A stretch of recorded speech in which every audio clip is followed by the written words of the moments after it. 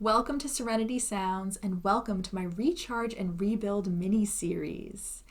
If you've been following Serenity Sounds for a while, you'll know that I originally started making these videos to help people cope with the COVID-19 pandemic. This was back in March when most of us thought that we would lock down and isolate for a couple of months and then we would go back to our normal routine. I remember actually thinking that I should plan about 8 weeks worth of video content for Serenity Sounds. But here I am 22 weeks later, and I realized recently that we need to amp things up a notch. One thing that I've been talking about a lot with my friends and family is the difference between a crisis response and a long-term response. Back when I was working as a mental health counselor, I worked in both crisis and clinical settings, and the way that we care for patients is very different. In a crisis situation, you want to take fast action and you want to try and make sure that things aren't going to get any worse. You try to get resources and knowledge and facts out as quickly as possible. But in a non-crisis situation, we focus more on plans of action.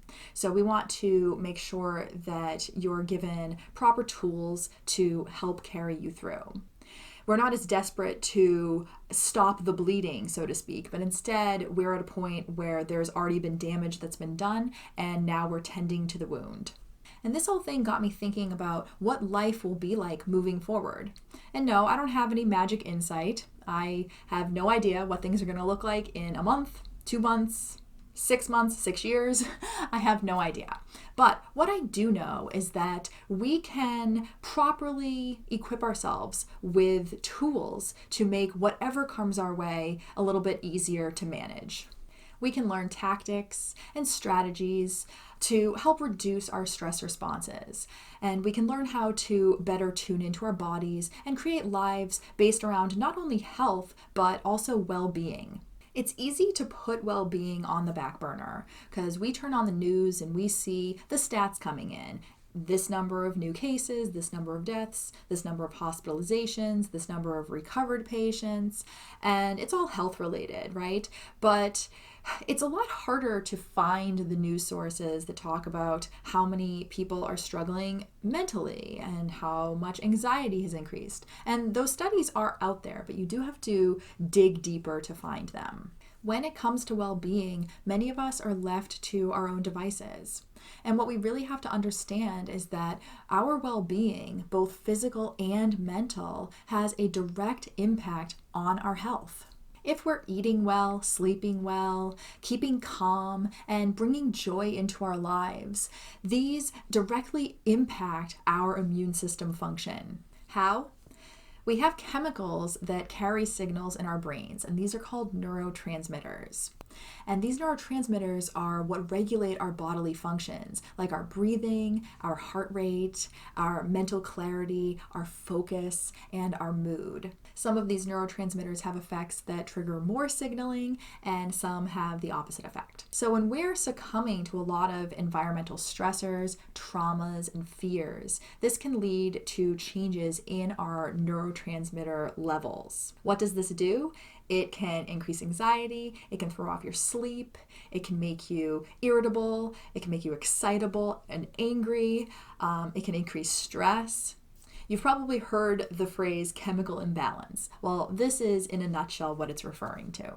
Let's also talk about hormones. Unlike the neurotransmitters in our brain, hormones are in our bloodstream and they're flowing through our body, and that's how they are sending signals. A common hormone that a lot of people talk about is cortisol because that's known as the stress hormone. So what happens in our bodies when we succumb to these environmental stressors that I just mentioned? Well, our hormones are thrown off, and this can affect our bodily functions like our growth, our hair growth, our fat storage, our reproduction, our behavior, our immune system function. Not to mention that extra cortisol can increase anxiety, which therefore can cause even more stress. You've heard the phrase hormone imbalance? You get the picture. So here we have our brains and our bodies sending signals, firing messages like emergency and abort, and take cover. What can we do about this? Well, unfortunately, we can't really easily change our environmental circumstances right now. But lucky for us, our bodies are pretty darn resilient, so most of us are not feeling completely debilitated by these stressors. But we do feel it, and it impacts our everyday lives. So we need to start there. We need to start with our feelings and with our daily lives. That's what this mini series is all about. We're going to close out the outside world for a few days, and we're going to put our well being at the forefront. We owe it to ourselves to do this right now because we're talking long-term care, and long-term stress can have dangerous effects on our health. So you're going to learn some relaxation and mindfulness strategies, listen to therapeutic music, and learn about how to increase your mind-body awareness and alignment. And what this will do is lay the foundation so that when the stressors hit, you will have these tools at your disposal whenever you need them. So that's the overall plan for this mini series. All of this starts this coming Wednesday, August 19th. Join me live right here on my YouTube channel. I'm going to go over some mindfulness strategies, and we're going to do a lovely extending gratitude meditation to get this wellness journey off on the right foot. I will also be announcing a new product that will help put you more at ease and feel more in control of your current circumstances. And of course, I will be getting out my harp and playing some soothing, relaxing, therapeutic music, so you don't want to miss it. I've already set up the link to the live stream, and I'm putting it in the description box below. So once you finish watching this video, just go click on it and set yourself a reminder.